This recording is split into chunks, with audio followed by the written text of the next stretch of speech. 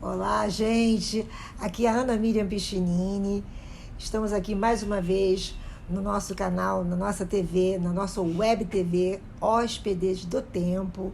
E hoje temos o prazer de conversar com o cineasta Cristiano Requião. E vai ser um papo muito legal, muito maneiro sobre cinema e aconselhamos que você fique até o final. E no final, não se esqueça de dar seu like, compartilhar, para que a gente possa ganhar engajamento nesse nosso projeto novo, ok? Então vamos lá, muito prazer. Igualmente. Obrigada por ter aceito o convite. Imagine, o prazer é meu. É seu? Então o prazer é nosso. Então tá tudo certo. Que bom. Vamos lá falar, Então. afinal de contas, do seu ofício maravilhoso, que, na minha opinião, é uma das coisas mais lindas que a gente pode fazer em arte, que é o cinema, né? Então, a gente pode começar, porque como você tem uma carreira vasta, né? Nosso programa ele tem uma duração curta por causa de edição e tal, podemos falar sobre Onde Está a Sofia. E eu vou deixar você todo livre aí para falar sobre do que se trata, como é que tá a produção, como é que estão os projetos, como é que as coisas estão caminhando. Fica com você a palavra, vamos lá. Tá ótimo. Onde Está a Sofia é um longa-metragem e é um filme com um perfil de cinema de guerrilha, quer dizer, ele é feito só com a coragem e com a cara. É um filme que não tem recursos, não tem editais, não tem nenhuma espécie de patrocínio, né? Então é um grupo de atores com um grupo de técnicos e a gente vai se virando, vai rodando, vai filmando, etc., né?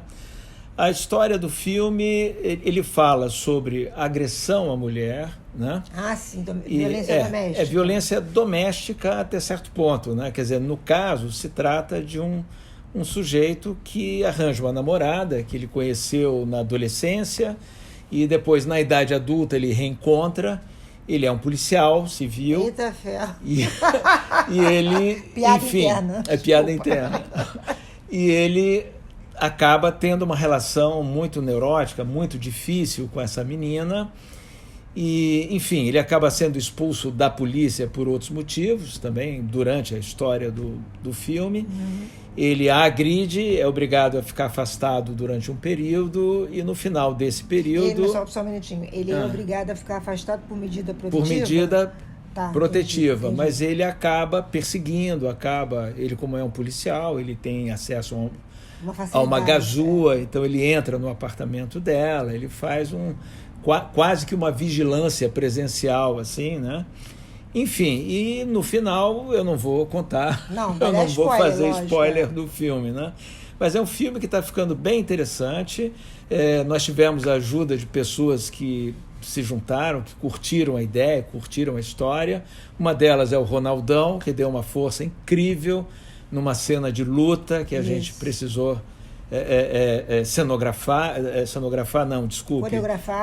coreografar, exatamente. E nesse ponto ele foi assim, nota 1000, acho que é uma das melhores cenas do filme. Enfim, é isso. O que mais que eu poderia dizer sobre o filme? Eu queria saber assim, já que a gente está falando de um tema que é muito atual, que é a discussão sobre essa questão da violência doméstica. Exato, né? Exatamente. E da misoginia, essas coisas e tal. Quando você pensou nesse filme, você pensou exatamente nessa questão social ou isso veio a reboque de outras questões que você queria mencionar e aí veio isso? Olha, eu procuro temas que estejam alinhados com a atualidade, entendeu? E eu acho que esse tema ele está muito presente na sociedade e na forma como eu abordei, que é um pouco diferente, é um pouco peculiar, né? Não foi aleatório, né? Eu me baseei em diversos casos de agressão. Se você fizer uma busca na internet, você vai encontrar casos escabrosíssimos, assim, muito mais violentos do que eu estou propondo no filme, né? E que exigiriam, talvez, uma postura diferente da sociedade. Qual é o grande barato? O filme ele não é doutrinário, ele não existe para ensinar as pessoas a né? Seja bonzinho, não é isso? Não é isso, entendeu? O filme é para levantar questionamentos, entendeu? Esse é que eu acho que é o grande barato do cinema. Ele não é apenas entretenimento, ele não é para você ficar 1h30 do seu tempo sem ter nada para discutir, sem ter nada o que pensar, né? Entendi. E essa sempre foi a preocupação dos meus filmes, né? Não, interessante, porque até a misoginia, estava lendo sobre isso, ela é, de fato, o preconceito, o problema social mais antigo da humanidade. Tanto que você vê que nos livros bíblicos, nessas obras... Está presente. Está lá o tempo todo. É o mais antigo. É verdade. Ele vem antes até da questão racial. Sim, sim. Né? Como é que é grave isso, né? Você pode ver, por exemplo, a figura de Deus sempre como homem. O homem. E quem é Deus? Não sei, eu sou ateu agnóstico, mas eu acho que poderia haver uma certa flexibilidade nesse aspecto. Não acho que Deus é uma entidade que não tem sexo, ou pelo menos é o que eu imagino. Exatamente. Entendeu? Que alguém possa pensar em Deus, possa acreditar em Deus, não tenho nada contra, nada. Não, mas eu sei que eu acredito nisso. Não tem um gênero, claro. não é isso. É uma energia, é uma coisa. Exatamente. Uma Agora, o patriarcalismo, ele vem lá de trás, né? Ele vem do início da sobrevivência, da luta pela sobrevivência e tudo mais, mas ele foi muito reforçado a partir do século XVIII com o liberalismo. Exato. Né? Enfim, mas essa é uma outra discussão, não é sobre cinema, né? Mas assim, você se apaixonou pelo cinema quando? Olha, eu me apaixonei aos 16 anos de idade assistindo um filme francês chamado Les Aventuriers, que é maravilhoso, e com Lino Ventura e Alain Delon e tal, mas o que eu me apaixonei no filme não foi nem com a história exatamente, mas foi com a possibilidade de você utilizar uma linguagem e com essa linguagem você emocionar as pessoas. Eu saí do filme muito emocionado, e a partir dos 16 eu já quis fazer cinema, mas fiz um monte de coisas na minha vida, por vários motivos, até pela descrença do próprio cinema. Minha família nunca me apoiou, entendeu? Nesse sentido. A família não nada, apoiou. Nunca. E aí, mas aos 26 anos, eu fiz um vestibular para engenharia mecânica, passei para o fundão e eu estava na fila, angustiadíssimo, né? E a minha namorada, na época, disse assim: escuta, você está mal aí, você está fazendo a matrícula, recebeu, eu acho que era o Cés Gran Rio, mandava um telegrama verde, sim, um negócio mandava. E ele disse assim: eu estou porque eu não quero fazer engenharia mecânica, não tenho nada a ver com engenharia mecânica. Disse, então sai da fila, agora vai fazer cinema, vai morrer de fome, mas vai fazer cinema. E aí realmente eu comecei, eu engrenei. Eu trabalhei em 11 longas até 89, 90, 92. Não que eu tenha feito, eu trabalhei como técnico, como assistente de direção ou diretor de fotografia. Depois a Embrafilme fechou, o cinema quase acabou no Brasil nessa época, né? E eu fui para a área industrial. Foi onde me permitiu ganhar alguma grana para me segurar um pouco, pagar os boletos. Depois eu fui para a área de ensino, porque eu fui pai solteiro, então eu fui trabalhar numa universidade, um centro universitário. E depois, quando eu saí de lá, eu estava numa situação mais ou menos estável, e aí eu resolvi fazer os meus filmes. E aí eu cheguei a fazer, de 2010 para cá, eu cheguei a fazer 9 curtas e 2 longas, né? Agora com esse, um terceiro longa. Agora, fala para mim uma coisa. O homem, o cristiano, como é que ele fica diante de estar fazendo isso que ele ama tanto, embora as dificuldades? Como é que você, assim, na hora de dormir, você bota a cabeça no travesseiro e começa a pensar nas cenas? Como é que você se sente, assim? Olha, eu tenho... Quer dizer, eu já escrevi alguns livros também, que não tem nada a ver com cinema, com outro assunto, mas... Falar dos livros. Sim, mas são livros de montanhismo, né? Livros esportivos, né? Ah, tá. Mas eu não gosto da prática, o modus operandi de escrever uma coisa parada na frente de um computador, mas eu faço isso frequentemente. Eu escrevo diversas sinopses, inclusive institucionais e tal. Então, eu não creio muito que a coisa caia, que a coisa venha assim, de repente, um rompante, uma ideia, né? O roteirista, o profissional, e eu tento ser profissional em todas as atividades que eu faço dentro do cinema, ele senta e escreve. O que o sono ajuda, muitas vezes, é resolver problemas da diegese. Aí, por exemplo, eu sou capaz de sonhar com uma cena que não está muito bem resolvida e eu acordo com uma solução. Isso acontece, isso acontece com todo mundo, entendeu?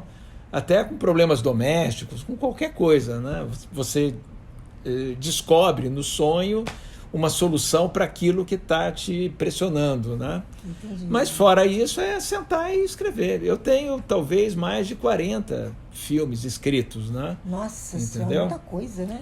Não é muita coisa. Tem gente que tem mais, entendeu? Mas eu, sempre que eu tenho uma ideia, ou surge uma ideia, etc., eu sento, escrevo e guardo. Pode ser que eu nunca venha a fazer, mas aquilo ali... Tá ali guardadinho. E às vezes eu pego um pouco de uma, um pouco da outra. Isso acontece com todo filme que eu faço, entendeu? Tá. Sabe, uma ideia que eu tive para outro filme, eu posso absorver para usar nesse. E em que ponto que está o filme? Falta rodar ainda umas 5 cenas. Tem 2 cenas que são muito importantes, que é uma festa de aniversário, e, enfim, e tem uma cena de delegacia, de prisão, etc., né? Mas eu dependo muito da espontaneidade e da diligência dos outros também, porque não é um filme meu, fala, né? É um filme de todos, é um filme da equipe, é um filme dos atores, né? E todos têm compromissos, lógico, né? Isso é justo, né? Então, a gente tenta conciliar, entendeu? Os tempos, digamos, a disponibilidade com as possibilidades. Quando a gente consegue juntar disponibilidade e possibilidade, a coisa rola. Isso é verdade mesmo. E é o grande barato de um projeto assim. Sim, sem dúvida, porque se não for assim, a gente não faz. Não vai fazer. O que acontece? Eu não quero ficar esperando um edital. Entendeu? E a parte burocrática do cinema não é a minha expertise. Eu sei escrever uma sinopse, escrever um argumento, escrever o roteiro e filmar. Isso eu sei fazer. Tá. Agora, o restante, que às vezes é maior do que o próprio filme, eu não tenho essa expertise. Então, captar, etc., né? Mas vamos lá, vamos ver o que acontece. Vai acontecer o melhor. Tomara que Mas, sim. vem cá, eu sou sua fã. E eu queria conversar um pouquinho sobre Café em 4 Segundos. Um curta-metragem que você dirigiu.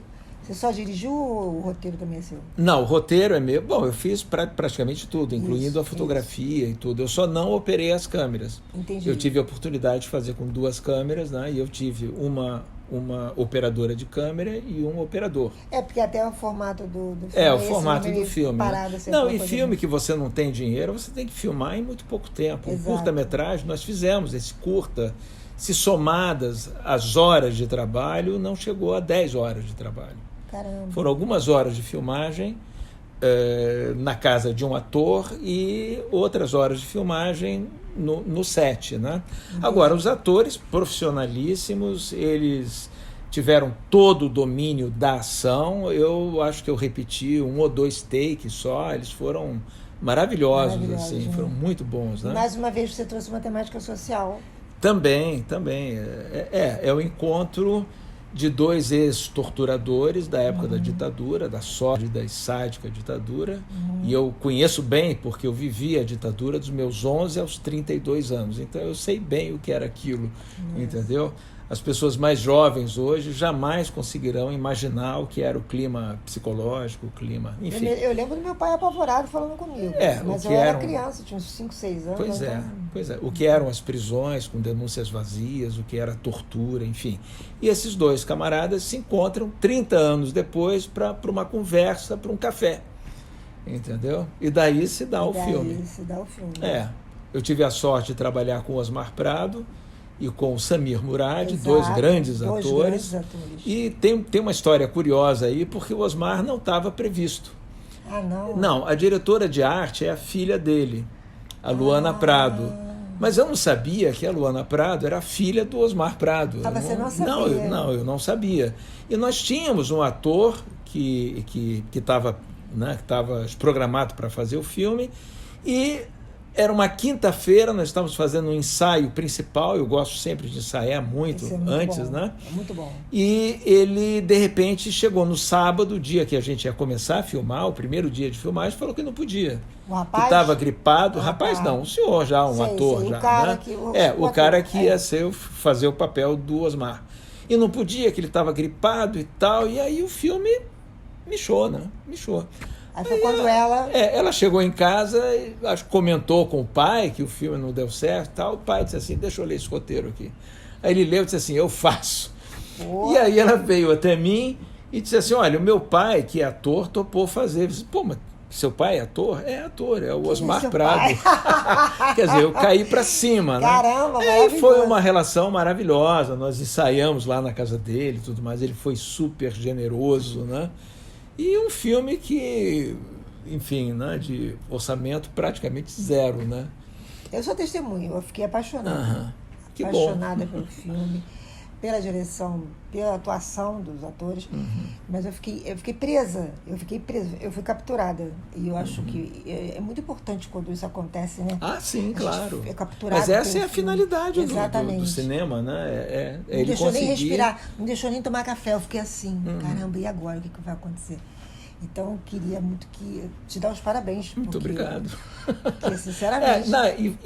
E foi um filme oportuno também, porque esse filme foi lançado em 2018, antes das eleições do famigerado. Aí, entendeu? Do inominável, do inelegível, né?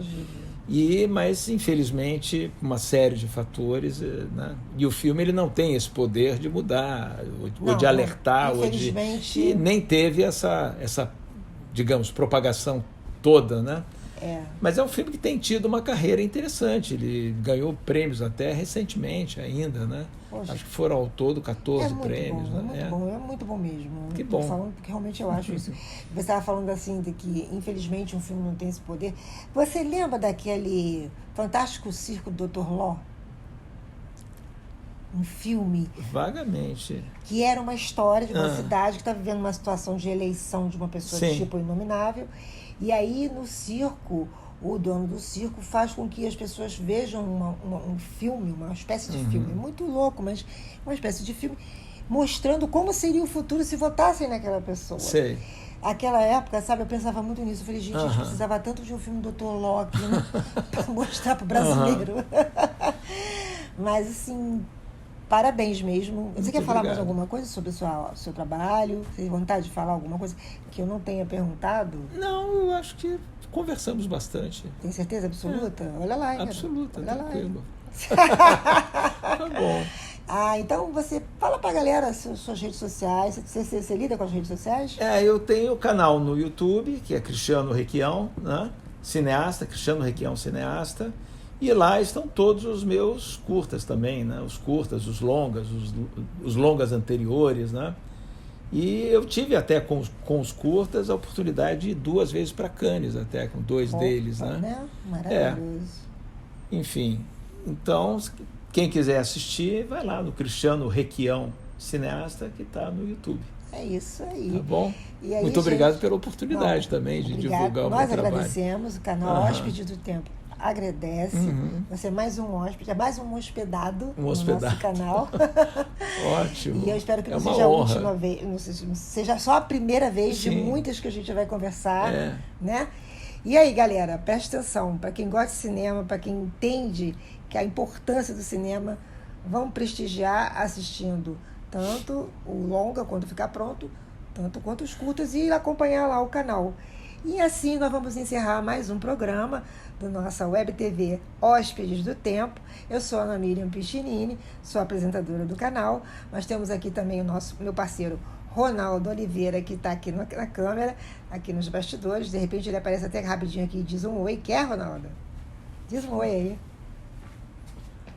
Oi! Grande beijo. Dá o like aí, compartilha, divulga.